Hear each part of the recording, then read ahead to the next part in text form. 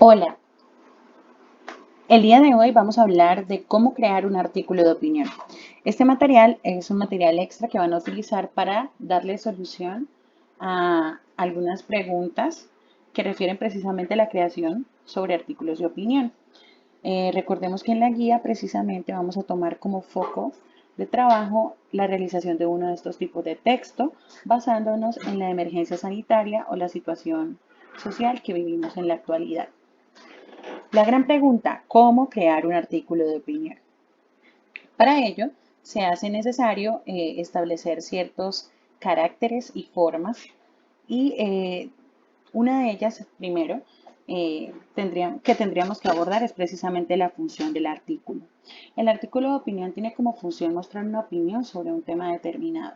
El tema aquí sería precisamente la emergencia sanitaria, la situación de el día a día aquí en Barranca Bermeja y en el mundo que respecta precisamente a la aparición del nuevo coronavirus o COVID-19 como nosotros lo conocemos. El artículo de opinión, como su nombre lo indica, es un texto en el que el autor expresa su opinión, su postura frente al tema. Ustedes tienen la tarea de averiguar, revisar, consultar sobre cómo los medios de comunicación han manejado este tema para poder dar su opinión al respecto. Ese sería su foco de trabajo, cómo los medios de comunicación abordan la temática y cómo a veces en vez de comunicar lo que hacen es generar fake news o noticias falsas. El artículo de opinión, como dice la diapositiva, trata de un texto en el que se diserta o se presentan argumentos sobre el tema que usted va a desarrollar, por lo cual debe establecer un punto de vista en el que definitivamente tenga las herramientas para ser apoyado. De otro modo, el artículo de opinión pues pierde peso y ante el lector no va a ser un artículo de opinión, sino una opinión sesgada e individual. Bien, las características de un artículo de opinión son un título atractivo y original.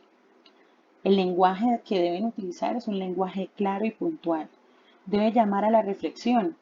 Y cuando digo reflexión me refiero a la oportunidad de repensar las cosas.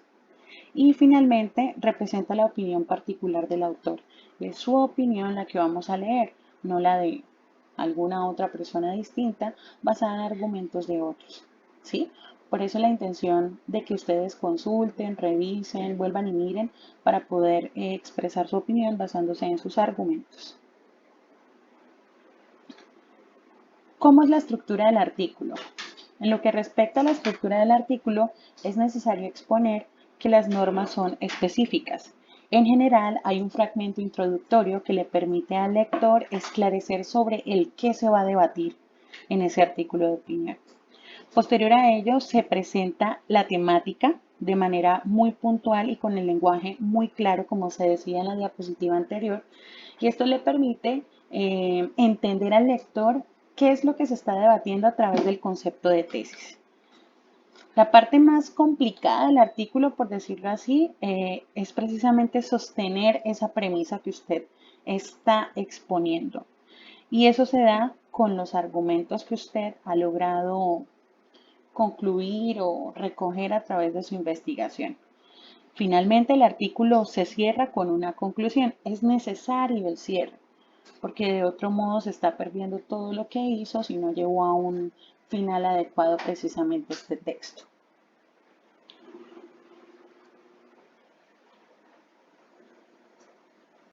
En este momento nos desplazamos a una de las páginas, bueno, más que una página, es una revista digital más famosas de Colombia. Ella se hace llamar Las Dos Orillas y frente a ustedes tienen uno de los artículos más interesantes de ese autor, que como nombre tiene John F. Galindo.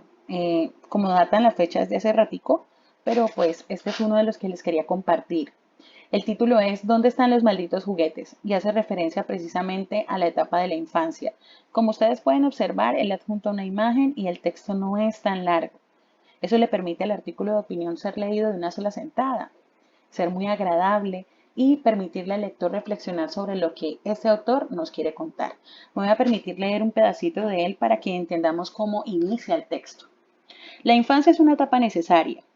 Lo es por razones evidentes, la ausencia de deudas, por ejemplo, la libertad de ir y venir, la mutilación anatómica de insectos o el placer absoluto salvaje, incomparable de patear cualquier cosa con los zapatos prohibidos. La infancia es un paraíso que se pierde. Sucede por la maldita atracción del tiempo y porque todo suele terminar con un adulto que llora en un diván frente a otro adulto que asiente y toma notas. Los motivos del drama tienen que ver con todo eso que supuestamente ya no podemos hacer. También con una certeza dolorosa e irrecuperable. El mundo brilla más cuando eres niño. Los colores son más intensos, el milagro es cotidiano. Aguarda entonces la sorpresa en cualquier lugar y esa sorpresa consigue sobrevivir a la rutina. Se concentra la fascinación en rincones que quedan al alcance de la mano. El cajón de los juguetes, que a veces es una canasta y a veces un baúl, que en tiempos fue incluso una lata de galletas. En referencia, el autor nos está hablando de su niñez y es un artículo de opinión que está ligado al título. Yo ya lo he leído en varias oportunidades y sé que habla de la pobreza en la niñez y de cómo muchas veces esos juguetes nunca llegan en Navidad. Otra de las revistas que es muy leída en Colombia es la revista Semana. Hace poco, de hecho, perdieron dos columnistas muy buenos y muy famosos que ahora mismo tienen un canal en YouTube que se llama Los Dos Danieles. En esta oportunidad les quiero compartir la estructura de este artículo de opinión que fue escrito por el gran politólogo, escritor y comunicador Antonio Caballero. Se llama La Prohibición. Como ustedes pueden observar, Semana ofrece también un podcast. El podcast es básicamente la lectura del artículo desde el mismo autor y eso lo hace todavía más chévere. Entonces la estructura está muy bien planteada aquí. Esta es la introducción, desde los políticos hasta las fortalece. Luego empieza el trabajo de crítica, ¿cierto? Planteándolo en diferentes párrafos.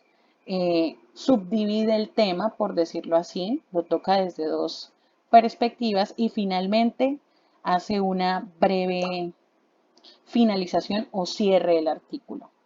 Me voy a permitir leerles la introducción. Dice así. Los políticos profesionales suelen causar mucho daño, pero a veces después, cuando se retiran de la política profesional, se arrepienten e incluso hacen propósitos de la enmienda. Es el caso del expresidente Juan Manuel Santos. Al ser nombrado miembro y presentador del informe de una llamada de Comisión Global de Política de Drogas que acaba de darse cuenta, con 45 años de retraso, que la guerra contra las drogas basadas en su prohibición es contraproducente, porque en vez de acabar con las mafias, las fortalece. El título de este artículo es La prohibición y evidentemente eh, pues nos acabamos de topar con una introducción que precisamente habla de ello, ¿no? De cómo la drogadicción o el hecho de que se venda y se expenda droga en Colombia no se va a acabar porque se prohíba, sino que necesita educación para ello y que las personas que realmente lo hacen en la calle, la expeden, no son los que directamente tienen la culpa, sino las multinacionales o inclusive las grandes empresas que se dedican a la creación de este tipo de drogas. Y para finalizar, quería compartirles sobre uno de los periódicos también más influyentes en nuestra sociedad, se hace llamar El Espectador. Y este es uno de los autores más grandes y más renombrados, por decirlo así, que escriben aquí y en muchos otros lados. Él se llama Héctor Abad Faciolince. Su padre fue un gran influenciador en su momento, no como ahora en YouTube, sino más bien un gran periodista. Tiene varios libros y es bastante sencillo de leer. Su crónica, que en esta oportunidad tiende más a la opinión, porque él suele escribir bastantes crónicas, se titula De fútbol no vive el hambre y habla precisamente de las problemáticas que se asocian a los deportistas que bien sabemos salen de los barrios y que a veces no tienen patrocinio, ¿no? Y que se quedan precisamente allí, en el barrio, porque el deporte no es apoyado del todo a menos de que se tenga un padrino deportivo. Bueno chicos, con esto quiero darle un buen final al video o un cierre. Espero que les sirva mucho y que puedan apoyarse en él para realizar un gran artículo de opinión. Muchas gracias por su tiempo.